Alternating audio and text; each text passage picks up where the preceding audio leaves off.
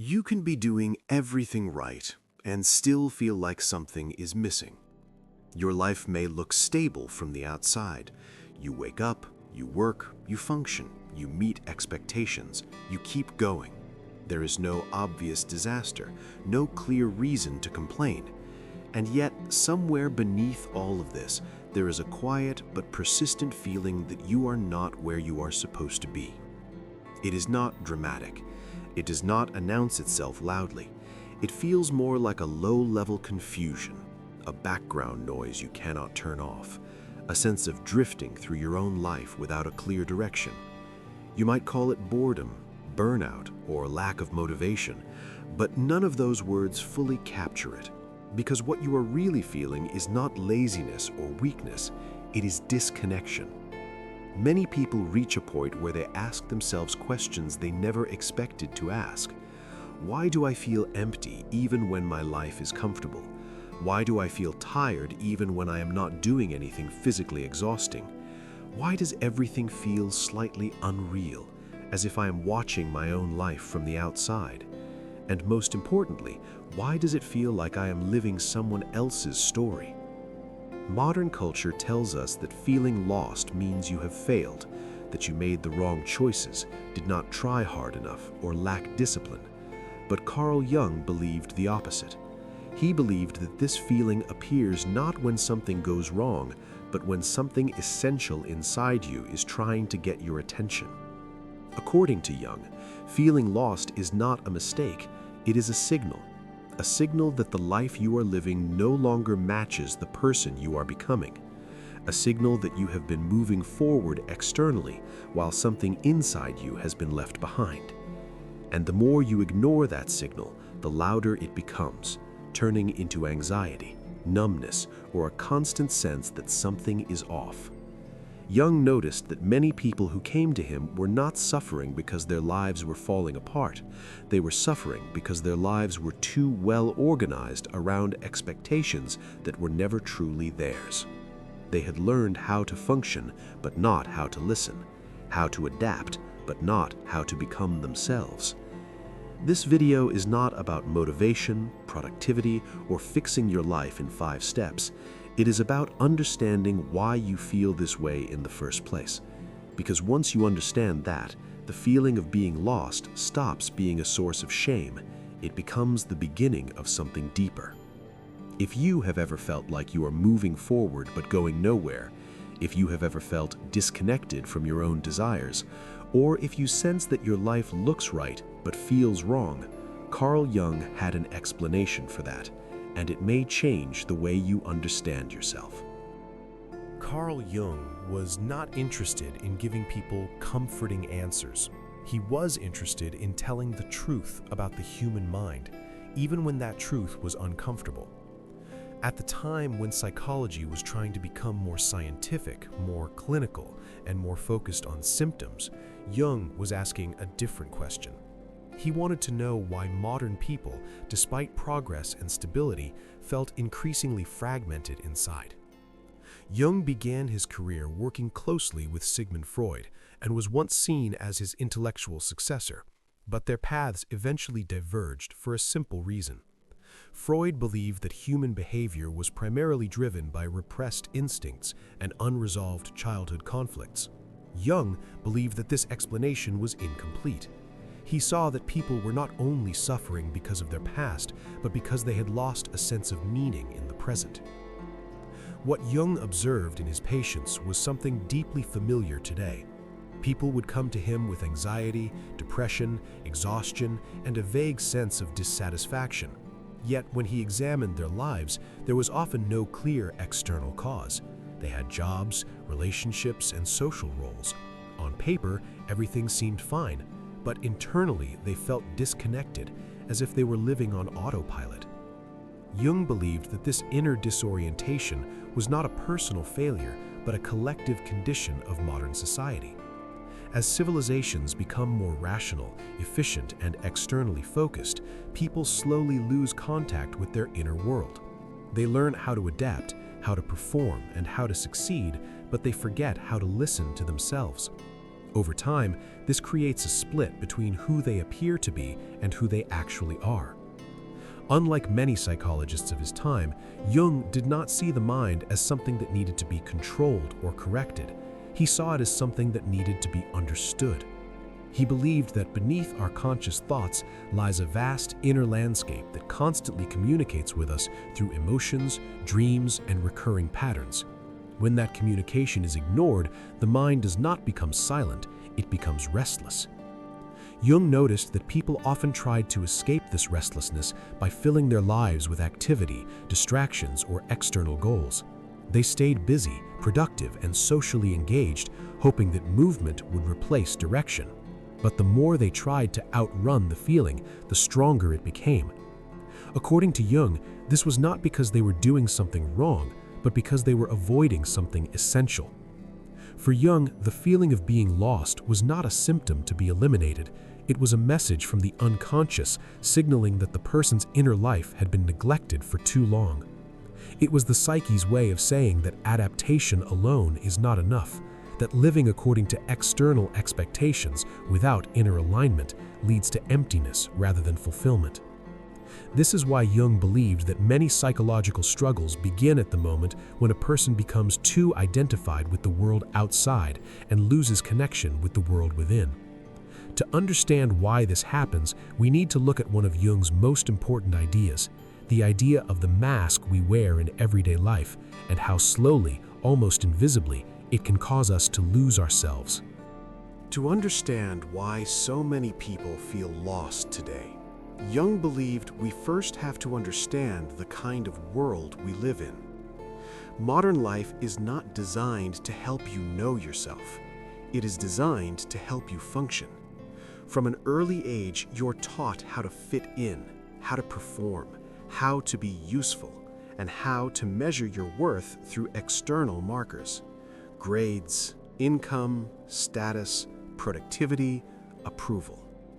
None of these things are inherently wrong, but they slowly shift your attention away from your inner experience. Over time, you learn to think of life as a series of tasks to complete rather than a process of becoming someone. You focus on what is expected next, what should be achieved, what must be maintained. There is very little space left for reflection, silence, or genuine questioning. And without that space, the inner world begins to fade into the background. Jung believed that this constant outward orientation creates a dangerous imbalance. The more attention you give to the external world, the less you hear from the internal one. Emotions are dismissed as inconvenient. Intuition is replaced by logic alone. Restlessness is treated as a problem to be solved, rather than a message to be understood. Slowly, people become strangers to themselves while remaining highly adapted to their environment. This is why modern people often feel exhausted even when their lives are not physically demanding. The exhaustion comes from maintaining a version of yourself that is always on, always responsive, always adjusted to expectations. There is little room to ask whether the life you are living actually reflects who you are. And when that question is ignored for too long, the mind begins to protest. Jung noticed that many people try to resolve this discomfort by doing more work, more self-improvement, more stimulation, more consumption. But activity without direction only deepens the sense of confusion. You can be constantly moving and still feel completely stuck, because movement does not replace meaning, and comfort does not replace purpose. According to Jung, the feeling of being lost often emerges at moments when a person's outer life has become stable, but their inner life has been left behind. There's a sense that something essential is missing, yet it is difficult to name. This is because what is missing is not an object or a goal, but a relationship with oneself. When a society rewards conformity more than authenticity, people learn to suppress parts of themselves that do not fit. They adjust their desires, opinions, and behaviors to match what is acceptable or admired. Over time, this adaptation becomes so automatic that they forget it is happening. And this is where Jung believed the real problem begins. Because when you no longer know which parts of you are genuine and which parts are performances, you begin to feel unreal in your own life. And this sense of unreality is not a sign that something is wrong with your mind. It is a sign that you have been living too far away from it. To explain how this happens, Jung introduced one of his most important concepts, a concept that describes the face you show the world, the role you learn to play, and the mask that slowly becomes mistaken for who you truly are. Carl Jung used the word persona to describe the psychological mask we wear in everyday life. The term comes from ancient theater, where actors wore masks to represent different roles. In Jung's view, modern people do the same thing, not on a stage, but in their daily interactions. The persona is the version of yourself you present to the world in order to function within society. This mask is not fake in the sense of being completely false. It serves a purpose. It helps you adapt, communicate, and belong. You develop different personas at work, in relationships, in social situations. You learn which traits are rewarded and which ones are ignored or discouraged. Over time, this adaptation becomes automatic and the persona begins to feel natural. The problem arises when the persona is no longer something you use, but something you believe you are. Jung observed that many people become so identified with their social role that they lose contact with the parts of themselves that do not fit that role. They confuse being acceptable with being authentic, and success with alignment. This is why someone can appear confident and functional while feeling deeply disconnected inside. The persona is designed to manage the external world, not to express the inner one. When your entire sense of identity is built around performance, approval, or productivity, your inner life is quietly pushed aside. Jung believed that modern society encourages this confusion. From a young age, people are rewarded for being easy to understand, easy to categorize, and easy to manage. Complexity, contradiction, and emotional depth are often seen as weaknesses. As a result, people learn to hide or suppress parts of themselves that do not align with their chosen role. Over time, maintaining the persona requires constant effort.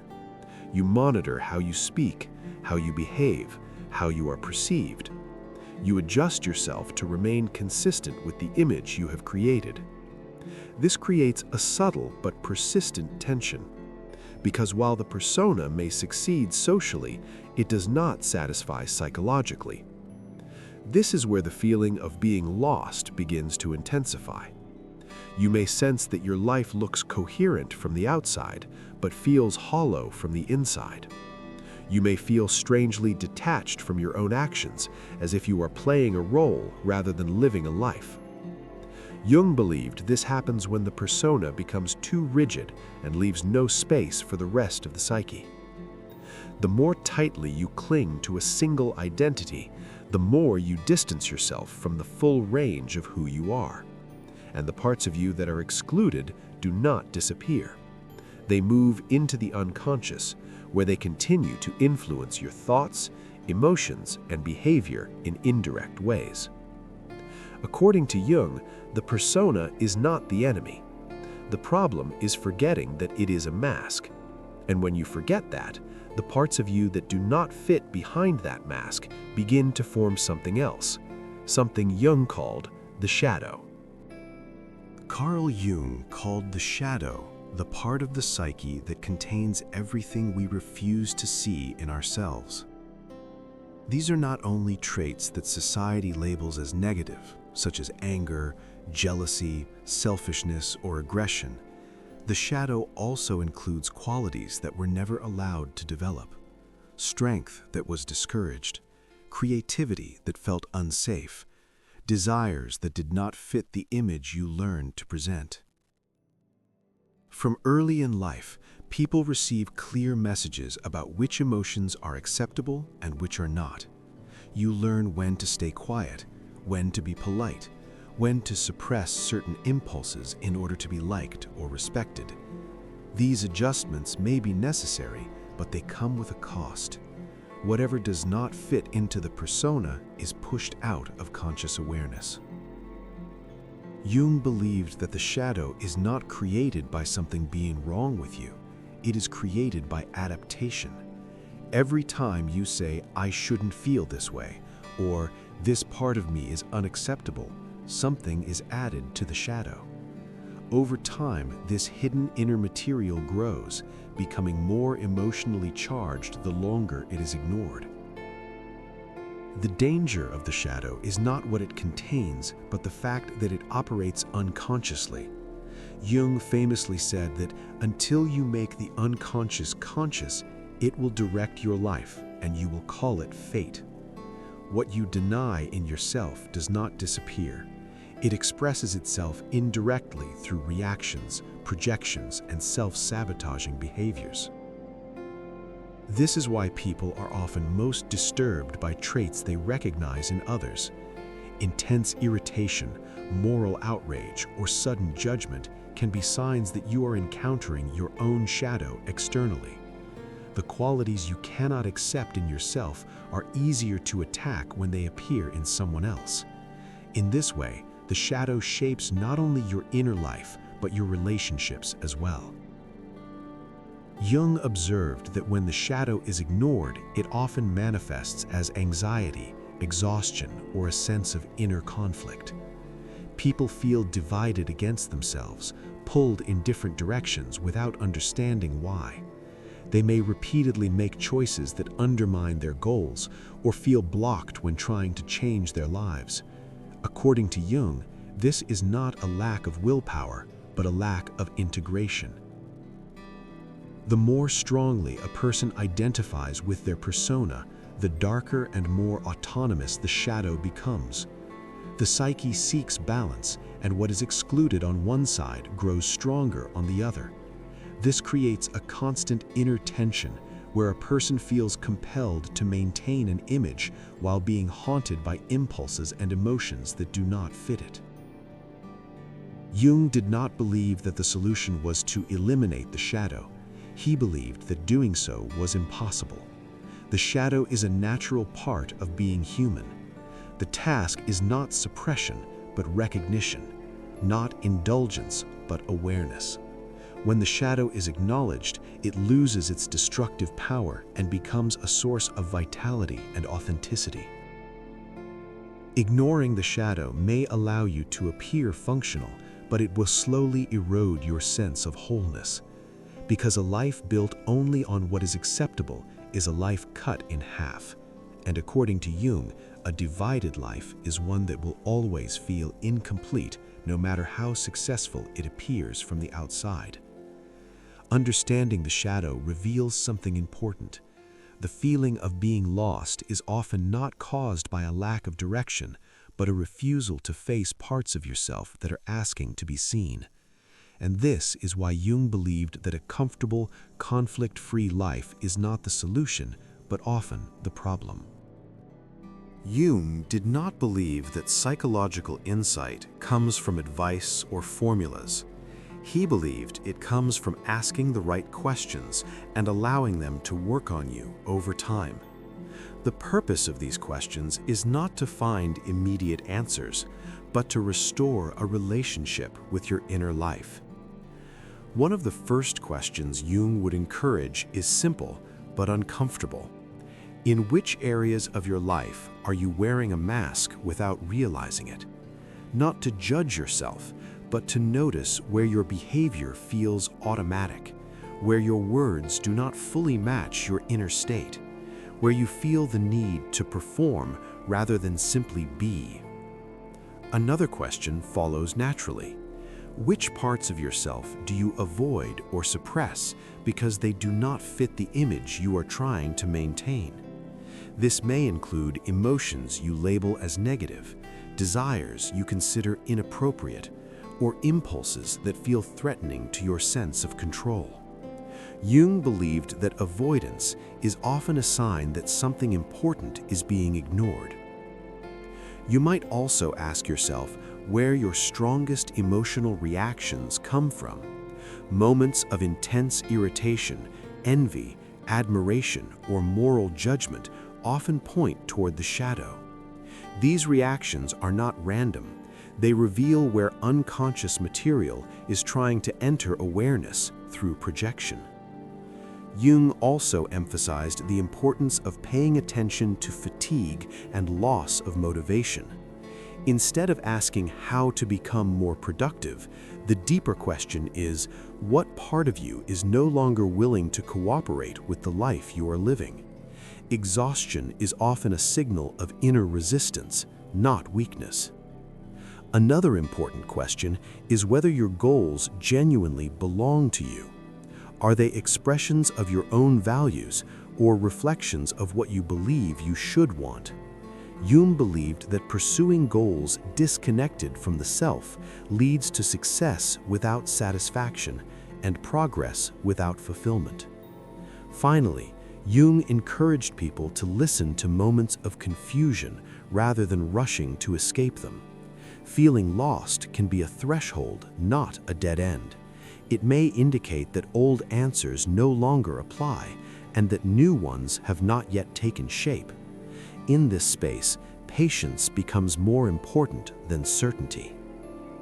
These questions are not meant to be answered once. They are meant to accompany you over time, slowly reshaping the way you relate to yourself. According to Jung, when a person begins to ask honest questions, the psyche responds, not with clarity all at once, but with gradual insight and a deeper sense of alignment. The feeling of being lost does not disappear overnight, but as the dialogue with the inner world is restored, it begins to lose its power. It no longer feels like an enemy. It becomes a guide. Modern life offers something no previous generation has had in such abundance: comfort, distraction, endless ways to avoid discomfort, uncertainty, and inner conflict. And while this seems like progress, Jung believed it created a subtle psychological trap. A life structured entirely around comfort slowly disconnects you from what gives life depth. Jung observed that meaning does not emerge from ease, it emerges from tension, from engaging with difficulty, contradiction, and inner conflict rather than escaping it. When a person organizes their entire life around avoiding discomfort, they also avoid the very experiences that lead to growth and self-understanding. This is why a comfortable life can feel strangely empty. You may have safety, convenience, and freedom from immediate threat, yet feel unfulfilled and restless. Jung did not see this restlessness as a flaw. He saw it as a signal that the psyche is seeking something more demanding than pleasure or stability.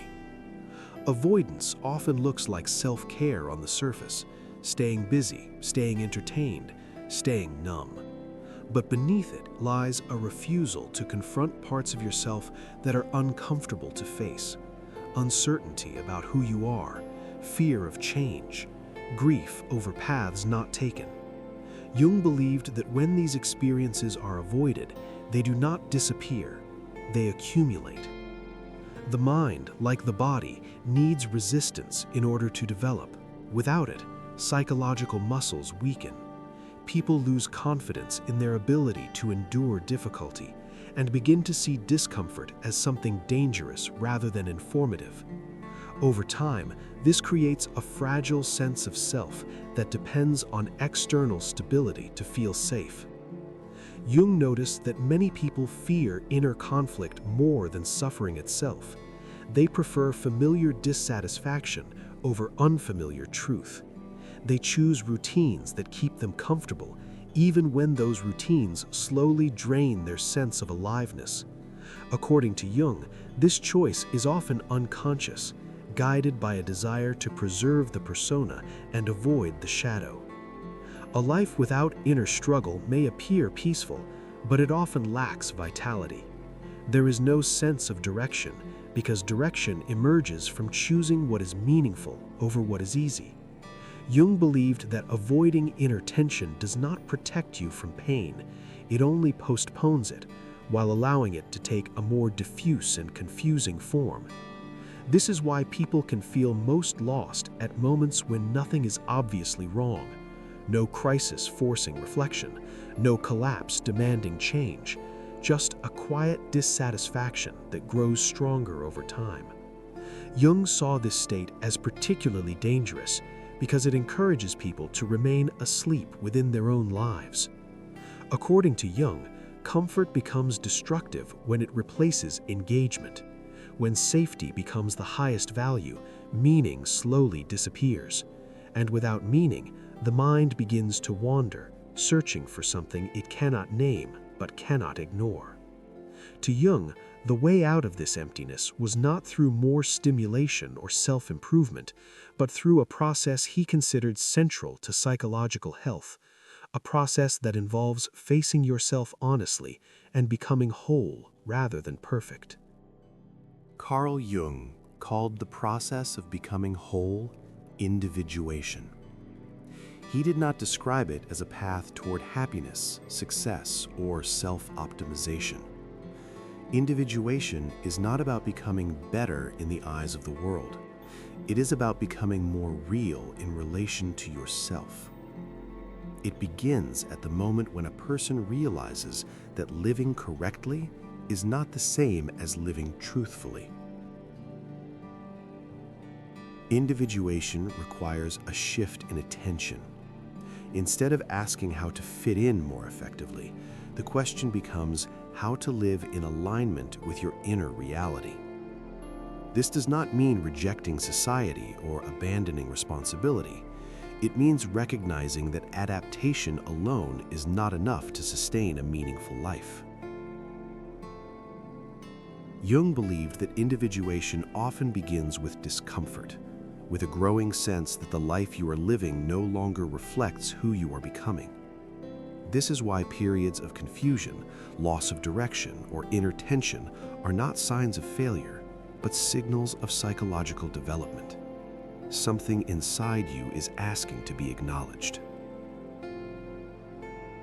The process of individuation involves bringing unconscious material into awareness.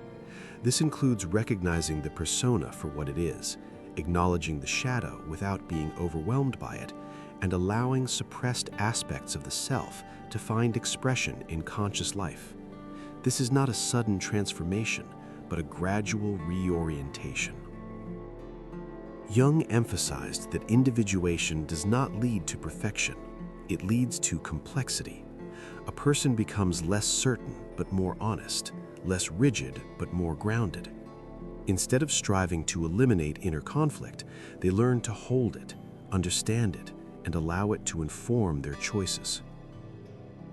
This process often requires letting go of identities that once provided security, roles that no longer fit, expectations that no longer resonate.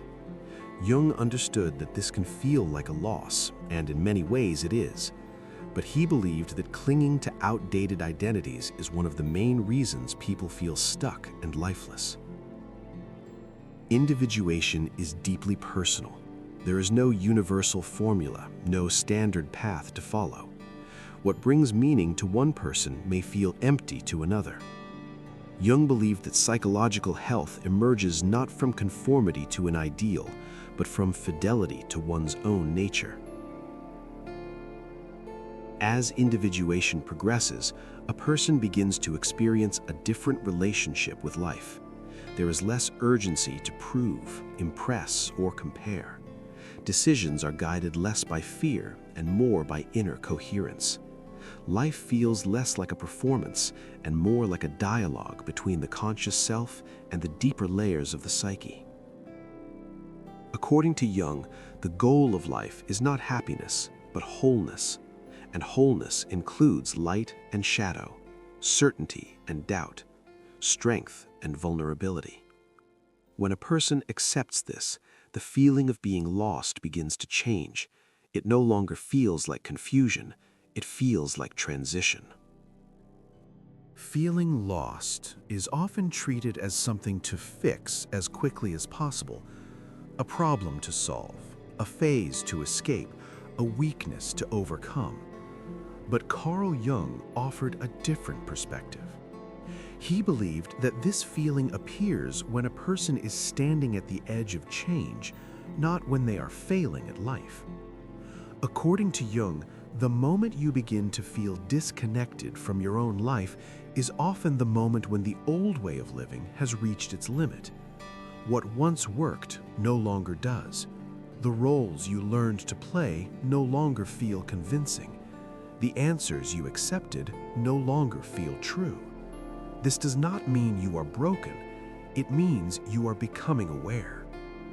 Jung believed that modern people suffer not because they lack information, comfort, or opportunity, but because they have lost contact with their inner reality. When that contact is restored, even partially, life begins to feel more grounded. Not easier, but more coherent. Not happier, but more meaningful. The path Jung described does not promise certainty. It does not offer a clear destination or a final version of yourself. What it offers is a relationship with your own mind, a way of listening instead of constantly reacting, a way of living that is guided by inner truth rather than external pressure. Feeling lost, in this sense, is not an error in the system. It is the system working.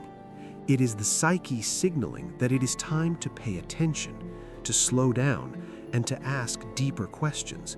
Questions that cannot be answered by productivity or distraction, but only with honesty. Jung believed that when a person stops running from this feeling and begins to explore it, something shifts. The anxiety becomes more defined. The confusion becomes more meaningful. And gradually, a sense of direction emerges, not because everything is clear, but because you are no longer disconnected from yourself. If this reflection resonated with you, you are not alone in this experience. Many people feel this quiet disorientation and assume it means something is wrong with them. Jung believed it meant something important was trying to begin. And perhaps the moment you feel most lost is not the end of your path, but the first moment you are truly stepping onto it. If you choose to stay, this channel explores the human mind slowly, thoughtfully, and without easy answers. Because understanding yourself is not about fixing who you are, it is about becoming whole.